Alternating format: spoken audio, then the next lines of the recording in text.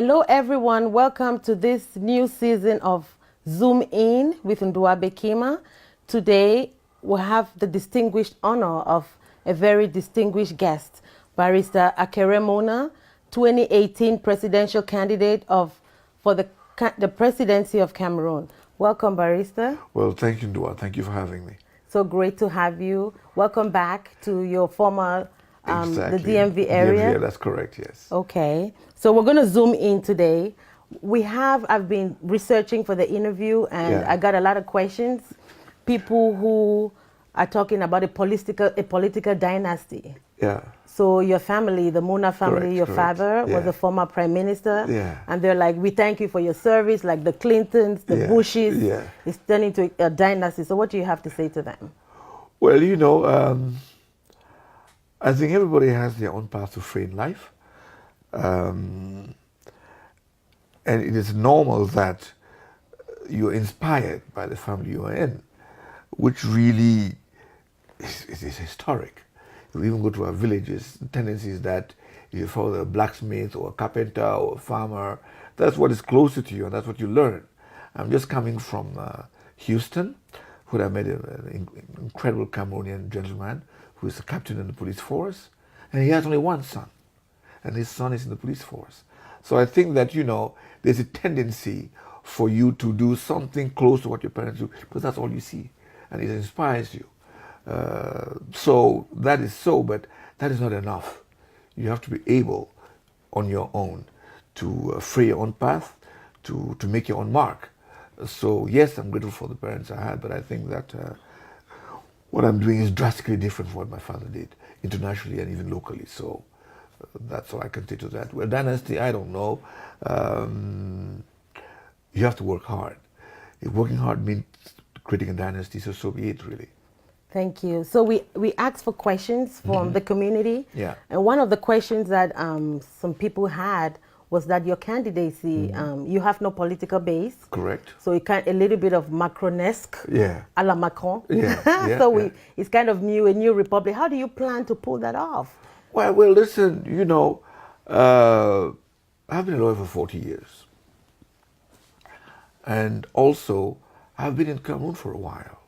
As a lawyer, as head of the Bar Association, mixing with many different groups and associations. I created the very first solid association against corruption, which is Transparency International, that causes you to mix with the people. So I don't think I'm unknown. The only difference is that I'm non-partisan. But if you want to talk about political party, as it were, I drafted the statutes of the SDF in '92. I was active. I was active in the electoral process. I was active in tallying the votes. I was active in looking at all the legal aspects of elections. So I do have that background of experience. So how am I going to pull this off? It's through the Now movement that I've created, which is a movement that is really reposing on youth. And it takes from 10 to 50 people to create a group. And it's spreading ideas like wildfire. It's non-partisan. It is driven by a simple principle to get people to register, to vote, and to be there to guarantee their vote. And the guys are motivated because I'm promoting politics where the people are the center of it. And you see guys who are 22, 23, 24 now thinking seriously about becoming local councillors. So it's a new dynamic. So I'm happy that you said that about getting people to register to vote because as you know, the giant elephant in the room, Ambazonia movement, is asking people to boycott the upcoming 2018 elections. Correct. So how are you combating that ideology and that philosophy? Well, you know, I listen to everybody. And when you propose me a solution, I ask you, what are you trying to solve? Okay. The problem I see is that Anglophones have a serious problem. They're marginalized. The management of the diversity in the country has been disastrous, and it has brought us to where we are today. So I think the government is the solution. I think we're in a state of state capture, where the state and its resources have been captured by a few oligarchs, and they bring the country dry. So I want to change that government because I think that is the solution. I understand the Ambazonians, as you've mentioned them, because they are talking to the state and they're not listening. They have even gone further and saying that, Cameroon is one and indivisible, is our way or the highway. So I can understand their frustration. But I'm saying that the problem with the government is the government you need to change and not the country. So Barrister, I have a follow-up question. Yeah. So you're talking about oligarchs, that have taken the country hostage. Yeah. But what about those who say that you have been in this government? Have you been part of the government? You were the batonier? Well, I mean, I was a lawyer, and I still am. Okay. I was the head of the bar association for what, 6 years, 5 to 6 years. I've never been in government. Okay. I'm a lawyer. I've done cases for the government, as I've done cases for criminals who were sentenced. So that's what I do. And anyway, serving the government is not serving anybody. It's serving the people. I saved the embassy in London from being sold. I was protecting the people's property. So I think that, people shouldn't confuse stuff. It is true that with the system we have today, the government is confused with individuals. Because I keep saying what we have in Cameroon today is a government for the government by the government. The people do not figure. We have to change that, where the people feel that they own the country. Corruption also, because people see themselves as different from the government. So they will steal from it. And so it's important now that we know that the government is government for the people. So I don't feel that doing government cases or holding briefs is being part of the system. No, not at all. I've never been in government. It doesn't mean that I've not been asked. Okay. I've never been, no. Okay. So you have an SDF background. You come out from the background of the SDF. You're a former SDF member. Yes. Yeah. Because one of the questions I had from community members was that some critics see your candidacy as a distraction, seeking to remove votes from the SDF. Yeah. Actually, some people even went as far as saying that you actually, because they said you're very close to the president. I'm not sure how that is true, Mr. Paul Biya. I think your father. Well, my father was vice president. Of course, President Paul Biya was secretary general in the presidency. They worked in government. Well, my father had his choices, which he made. He's Solomon Tanemuna and Akere Muna. So really, I don't go around poking around to find out whose parent was what before I make my opinion about who they are. So that I'm a distraction, please, they should take a look at what I've done internationally. I'm not a distraction. Okay. Yeah, I've worked with all the institutions you can think of, be it the UN, be it the World Bank, be it with the IMF, be it with African Development Bank, with the African Union, be it with the peer review mechanism, and currently I'm the head of the vetting committee of the International Athletics Federation, which is a worldwide organism, and I'm looking at integrity. So a distraction, I don't think so. I think that what I'm trying to do is use my background and the connections I have to put pressure on our system so it can mutate. Awesome. Okay. Yeah. So there you have it. So staying with the opposition party, if we look at other countries like Ghana, for example, that had to form a coalition to unseat the sitting president. If you want to look at Cameroon and the CPDM structure and how long our president has been, you have those political minds that think that the opposition has to form a coalition to be able to have the infrastructure to unseat the president. So are you in talks with other opposition? Well, listen, there's no doubt that we are stronger together, okay? And that unity is strength. There's no doubt about that. And from the very first day that I announced I was going to run for office, I did say clearly that when we come to a point where there's a candidate who is in a better position to cause us to win, I will yield. And I don't say this as a rules or to be smart. Those who have followed my own career know very well that the first time I tried to be president of the Bar Association, I had campaigned well. I had done all my work. And on the eve of the elections, Barrister Senze told me he wanted to run. He was a senior. So I said, you know what? If you want to run, I will cede. I will yield for you. After I had canvassed everybody the eve of the elections. And I did. So I have a history of somebody who could yield for somebody else for a better cause. And these elections, I keep saying, is so important that it's larger than any individual. So I don't have any problem with that, no. Okay, nice to know. So staying, you were the bâtonnier or the head of the Bar Association and also the head of the Pan-African Lawyers Union, yeah. Okay, can you tell us some of your achievements during your tenure? How long were you the head of the Bar Association? Well, about 5 to 6 years. Okay. Or 4 to 5 years, I can't. It's a two terms, 2 times 2, okay. But it, you know, organizing elections and getting a date, so maybe about 5 years. Okay. Well, listen, when I took over the Bar Association, there was no bar office, the bar wasn't computerized, there was no headquarters in Yaoundé, but lawyers didn't have ID cards, and the bar was divided because it was coming out from a period of multipartism. And there was a huge ethnic tussle in the bar. And I created something known as the Rainbow Coalition that really permitted the bar to form a very uniform group, a professional group. I increased the bar for ethics, and the largest number of lawyers who were struck off the bar was under my tenure. I made sure there was a head office. I got the bar involved in social work. I created what was known as legal first aid centers at every court of appeal. The first ones were in Yaoundé, in Kumba, and Bamenda. The idea was that when somebody goes to court and he doesn't know what's happening, he can go to this center where there were lawyers who are on duty, on call, and ask them what's happening. Because we have a system which is inherited from a colonial process. People come from villages, they don't know what's happening, they don't know what a sentence means, they don't know what a suspended sentence means, they have a child who's locked up, they don't have any advice, they don't have the money to pay. So I made sure that lawyers were there to assist them in that area. So I did, it was the first, we supported, the first one created in Yaoundé was sponsored by the Canadians, I think. The next one was sponsored by the British, the one in Kumba and in Bamenda.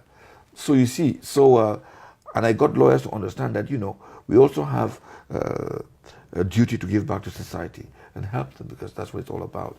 Yes, we are lawyers to be paid, but we have a huge role to play in social justice. I did that. And I got the bar very international. At international conventions, I got the amount of international meetings in Yaoundé to get the lawyers in our country to think out of Cameroon. And further, which is important, we were the founding members of the Pan-African Lawyers Union, and I became the second president of the Pan-African Lawyers Union. So I think I got the bar international. I make sure the ethics was at a higher level. I made sure that people forgot about their divisions. And well, I left because I couldn't change the constitution to have a longer term. So, to tell you how coherent what we did was, every single leader of the Bar Association till this date all worked in my council. So I think that tells this story about what I did at the bar, yes. So I'm going to stay with the Cameroon Bar Association. So correct. It's the Cameroon English-speaking lawyers, is there something? Well, the Cameroon English-speaking Lawyers Union, which was common law lawyers. The common law lawyers, yeah. The very first one, I was one of the founding members myself, Mrs. Woleji, and Barrister Fondufe, and others. We did, and Forechi and others. We did create the first, Tabetando and others. We did actually create the first common law lawyers union. So were you part of the recent agitation that they had, the strike? No. Well, then the common law lawyers union we're talking about is association. It was things of the late 90s and early 200. So, but what happened afterwards, which was the Northwest Lawyers Union and the Southwest Lawyers Union, is something else. So I'm practicing in Yaoundé, so it was these are associations that were regional based. Mm-hmm. Okay. So, because I was going to ask you about the grievances that they have, and I want to talk. The grievances that I had are national. We have a bijural system, which means we have two legal systems sitting side by side.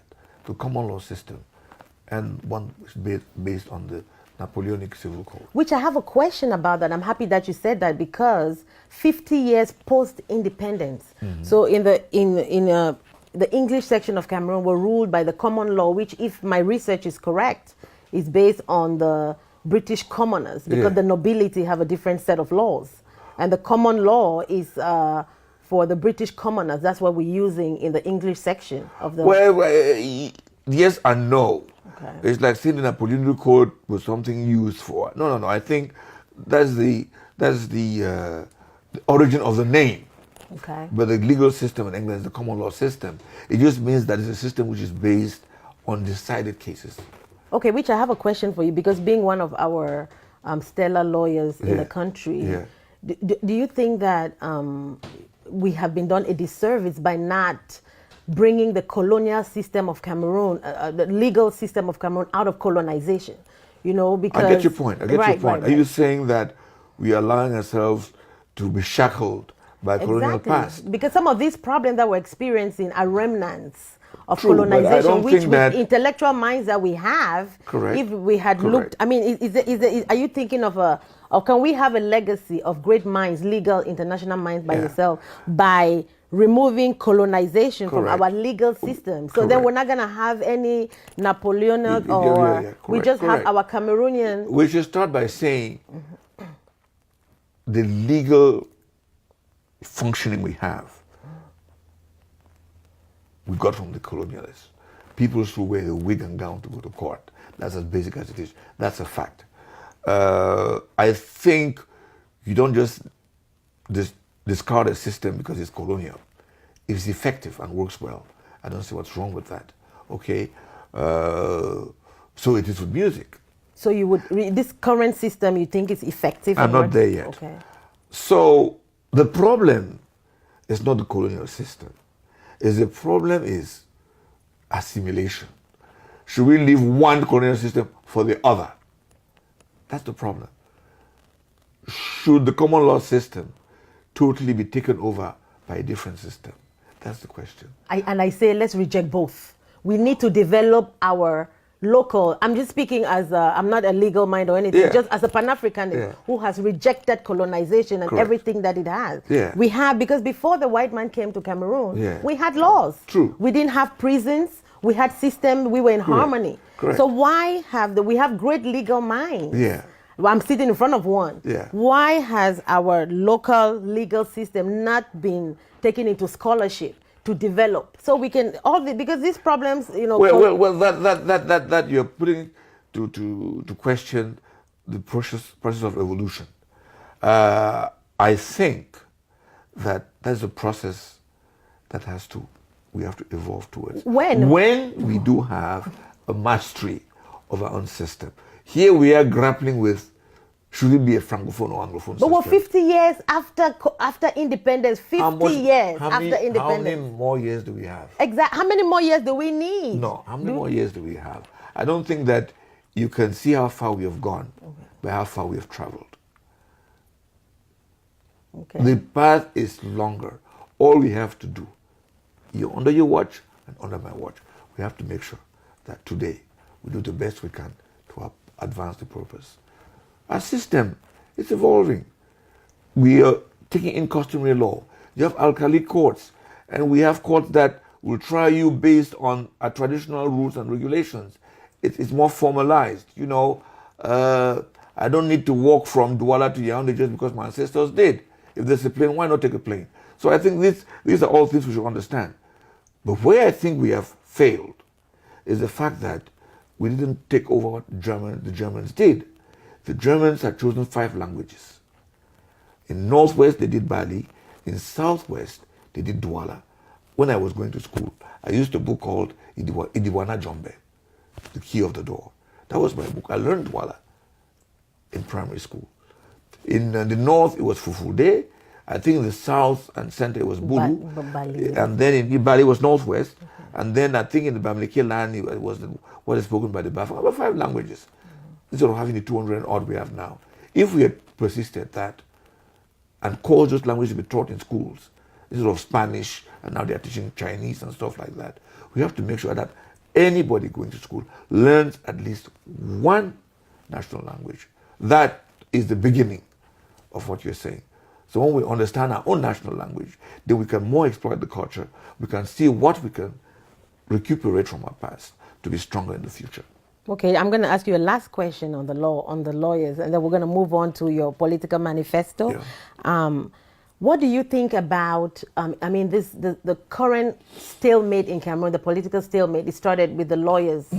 And, teachers, yeah. right, and then we are where we are. So the struggle was kind of like usurped, like kind of taken over Yeah. by forces that we don't quite understand right now. So do you think, is in your opinion, is that like responsible? Because I believe in responsible activism, being responsible. Right now we haven't achieved much in terms of the struggle, but we have lost so much in terms of life, infrastructure, Correct. businesses. That is sad. Right. So what That is your sad. take I on know this? because when I say I know, it's because I've seen.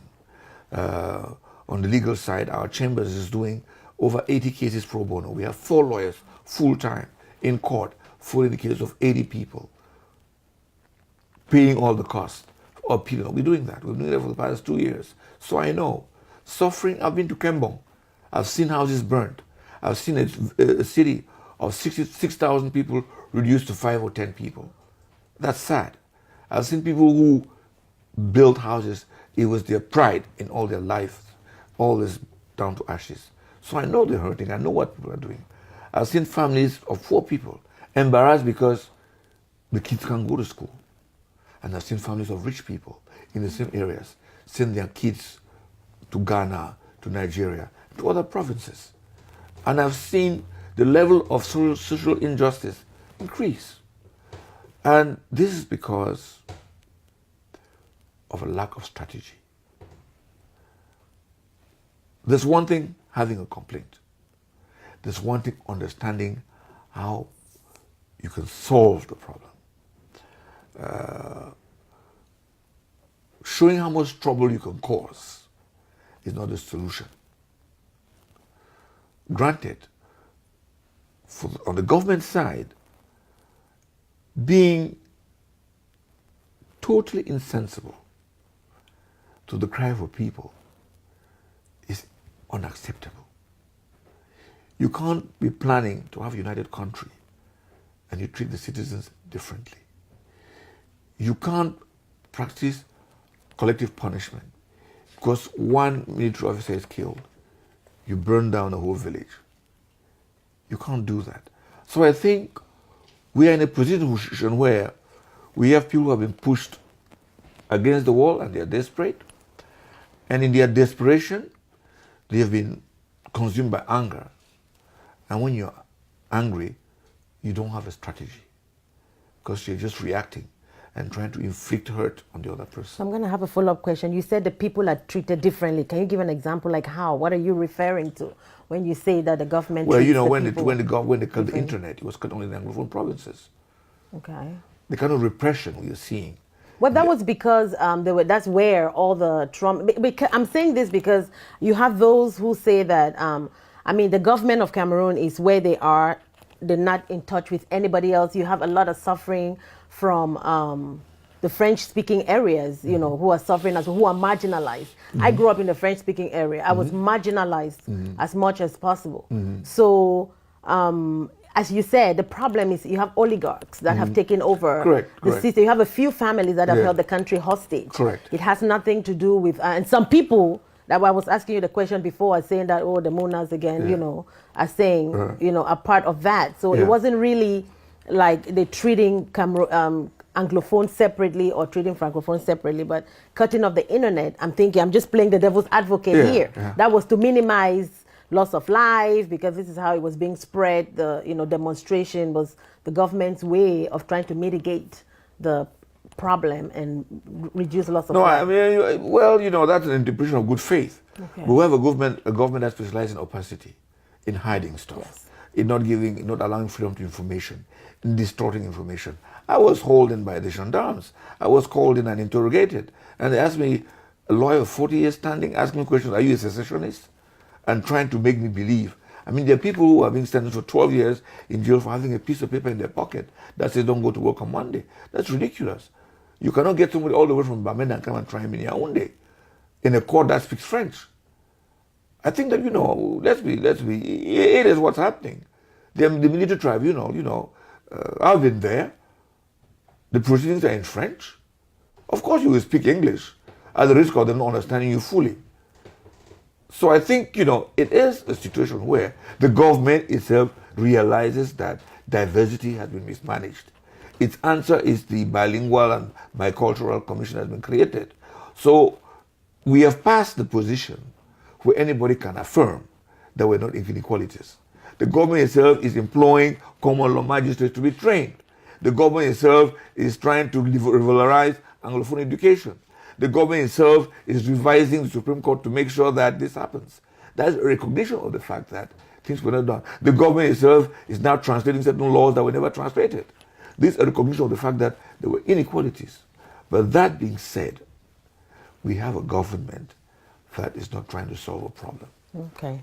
Thank you, Barrister. We're going to move on. One more question before we dive into the manifesto, especially because we live here. We have a president right now, Donald Trump, who is embroiled in legal issues ever since he took over. And there were reports on social media that your family had a legal matter. Are you willing to give us, is this true? Are you willing to give us a roundup? It's a laughable case for the simple reason that my sister, she has the right to go to court and ask for the estate of my father to be looked into and divided, whatever. That's her right. But it's laughable because, there's an allegation of a signature being falsified in a family meeting that held in 2002. By you falsified the signature? Well, I don't know. That's what they are claiming. But, a family meeting of 7 people that said that my brother was now designated as my eldest brother, who is now, blessed me, my brother Daniel, was now designated as the administrator of the estate. And there were 7 people. Now, when I say it's laughable, it's really laughable. Why should you, in a meeting with your 7 people, falsify the signature of one person? Why should it be me, not any of the other 6? It might have been my late brother because he was the person who was named administrator. And guess what? That meeting was held to give my brother the authorization to sign in the bank for my sister to have a loan. So, therefore, I falsified a signature for my brother Daniel to be named estate manager in a situation we already had a majority for my sister to get her loan. Don't this sound stupid? So this is not going to be a distraction? Oh, of course not. I mean, this is a matter engineered by those who think that I can be affected by that. And people know that the biggest capital I have is my integrity worldwide. Jeune Afrique, they call me Mr. Prop. I was the president of TI in Cameroon. I was vice chair of TI. And I tend to practice what I preach. When I announced I was going to be a candidate, I was chairman of the board of EcoBank. I resigned to avoid conflict of interest. I was chair of the International Anti-Corruption Council. I resigned to avoid conflict of interest. I'm resigning my job as Sanctions Commissioner of the African Development Bank to avoid conflict of interest. I've stepped down from 1 or 2 other positions to avoid conflict of interest. From 2005, as vice chair of TI, I've always declared my assets. So if you go to the TI website, from 2005, you see my declaration of assets. So, what I'm talking about is what I do. Okay, so people feel that if they're going to get me, that's where they're going to get me. But I think, this will fizzle out. To manage affairs in a country today, you have to deal with reality. The reality in Cameroon is one. We have 2 macro cultures, the Anglophone culture and the Francophone culture. And if you decide that we should go towards an Anglophone culture, we will not be the first. Nyerere did that in Tanzania. He said, you know what? This language thing is colonialism. Let's talk Swahili. So if you go now to Tanzania, there is a group of, because he stopped it. There's an age bracket in Tanzania where the people can hardly speak English. You take a taxi driver, he doesn't understand English very well. Because you realize that what? The guys couldn't get documents to read, they didn't have access to modern science, a lot of things were happening, and they were out of it. So, our culture is important to empower us, to give us an identity, but our culture cannot be used to blind us to the point where we don't move with the progress of the universe. So I agree with you that colonialism had this trick of trying to make us feel as people who came from nowhere. We have to be able to affirm that we have our own past. There's things that are valuable. I mean, when you go to Ghana, you look at the presidency, it's been in the form of a stool. That's the president. If you go to Rwanda, the convention center, it's been in the form of a hut, Rwandan hut. You know, these are things that you can affirm. I think there are things we could do. You know, not like in Cameroon, where we're importing a whole stadium to put up in Yaoundé. That's what we excel in. So I'm saying that we can affirm our culture to promote our identity and make Cameroonians more confident, but not to import other cultures to to destroy our identity as if we came from nowhere. From that point, I agree with you. Yeah, I'm happy that you said that, because Nyobe Yes. had said that if we always use colonization as our bedrock, it's going to give us problems that will never finish. That's why he had said that we should find those languages that you had said before we had independence. Because Correct. if we always use colonization as a point of reference, it's always going to bring issues. If we want to say that we're going to have French and English, because that's what we already have. But I'm not talking about I get the point. 1600 or... Do you know in what language Nyobe wrote that? Probably, I'm not sure, but I'm thinking maybe Well, he wrote it in Basa French. or... He wrote it in French. Okay. There you go. So, I'm just saying that, you know, we have strong cultures. We have values in our culture that we can bring back. And we have things in our culture that you cannot also accept today. You cannot accept the fact that because somebody is a woman, they cannot inherit, or that the bride price has to be fixed, or that marriages have to be arranged, or female circumcision. Those are all tradition. Or that people are treated differently. It's all tradition. Okay, So I'm saying that the times they are changing, as Bob Dylan used to sing, but I think that we have a rare opportunity of having a menu, and it's for us to tick that can cause us to have a superb meal for our countries. Yes. So talking about that menu, what is your main your signature change that you want to bring? Do you plan on bringing on change, or? Well, listen, the country has been functioning on the constitution that was made to serve one person, that's the leader. We have to come to a situation where we have a country that has the people at the center of it. So we're going to have that's why I say a new republic. We're going to have a new constitution. We're going to have new institutions. We're going to have social justice. I keep telling people that, you know, I'm a Christian, maybe, or you're Muslim. There are three important things you find either in the Quran or in the Bible: teaching, healing, and judging. So, in every country, if the justice system works, if the health system works, the education system works, you have at least one guarantee, that the poorest of the poor have a fair shake. Then from then on, you can look at the infrastructure. You look at, of course, the roads and all that. You look at how you can enhance development. So how you can adjust the education system so it serves people of today. The high rate of youth unemployment is, we are just going towards disaster.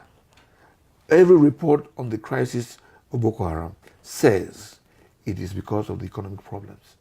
Nobody is listening, you know.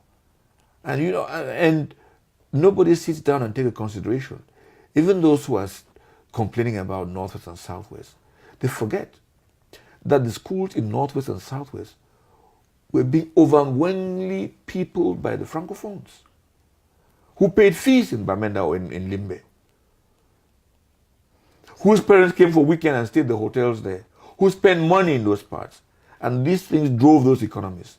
So I think that we should think differently. And, you know, to answer your question, therefore, social justice, infrastructure, and a system that always asks the question, is the citizen at the heart of it? Basically, I like something President Banda, the lady of Malawi, said. He said, a president and a country must be about a love story. So Barrister Akere is here to meet the community. After this interview, we're going to head over to Greenbelt, where he's going to meet Cameroonians in the DMV. And Barrister, as you know, they say all politics is local. So you're coming to the diaspora to meet Cameroonians in the diaspora. So I'm going to top issues for Cameroonians in the diaspora. Dual citizenship, where do you stand on that? Well, that's the first thing I said when I declared. I said, you're born Cameroonian. And nobody, and I mean nobody, can take that away from you. Everything else is additional. So the choice of nationality is that of a Cameroonian.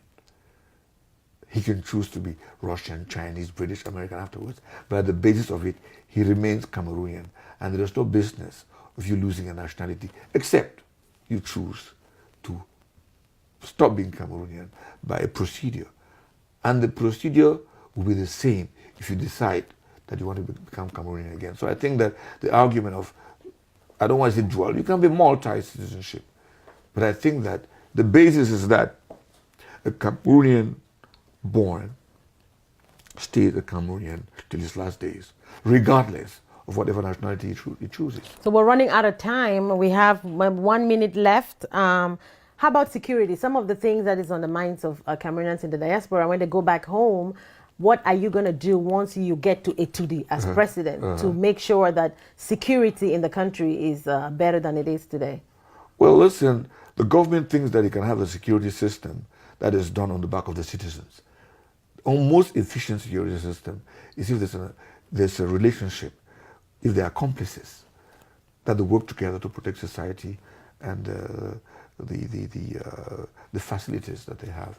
But you cannot have a security system which is based on the horse and the rider. It doesn't work that way. I think you have to be a security which is a partnership between the forces of law and order and the citizens. You have here in the States when they promote this relationship between the forces. I mean, each time I get on the plane here in the States, I'm really touched by the way they respect the soldiers, the veterans. They board the plane first. I was in first class with the guy who stood up to give his place to a young soldier and stuff like that. It's amazing. Oh, you flew first class coming over here to the US? Well, yeah, of course. I can fly the class I can afford. Yes, of course. After 40 years as a lawyer, I think you do, especially as a lawyer, because lawyers are. So is there anything you're going to do specifically to make, that's different, that is not being done now? Do you have any policies, anything that you're going to do differently? I know that you did say that there need to be a partnership between law enforcement and the citizen, but what concrete thing can you tell us? Well, listen, I think that, many reports have said that the level of corruption is very high. And one of the biggest ills in our country is corruption and governance. And that's going to be the first point I'll make. I'll make sure that for corruption, tolerance is zero. If you go to the country, look at the exams do with police, customs, the army, ENAM and stuff, loaded with candidates. Is it because it's the only profession? No, of course. The guys are gunning to be corrupt, and they pay high amounts to go into those schools. All that has to end.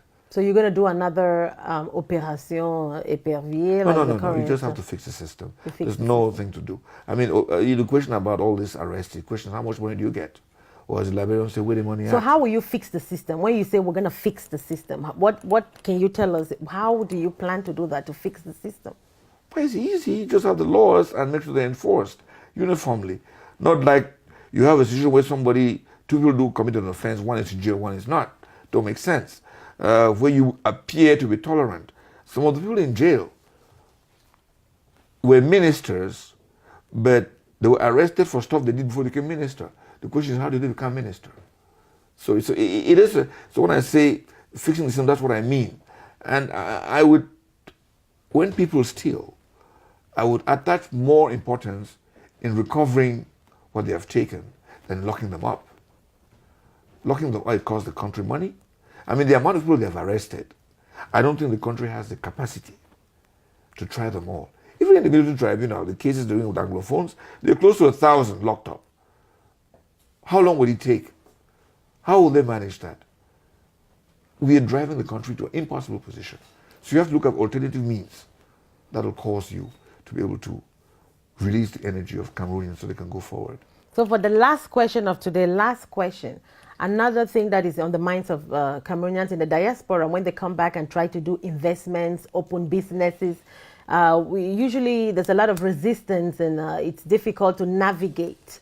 What once you get to as a president of Cameroon? Well, I've said that many other African countries benefit so much from the diaspora, apart from Cameroon. If you see any Cameroonian in the diaspora, it is from their own effort. No help from the country, no promotion by the country. Anyone you choose, myself, I functioned very much in international organizations. I had no assistance from the country. People like Vera Songwe at the Economic Commission, people in the World Bank, people in the UNDP, people who have functioned very highly, yourself, and a lot of people who have functioned, is by their own sweat. And we have to have a system that permits the country to benefit from this wealth of intellect and finances of the diaspora. And that's why I've said that at least 30% of contracts on consultation, where you, instead of taking people who are non-Cameroon to come and do, which is examining and proposing, it has to be the diaspora, the Cameroon diaspora.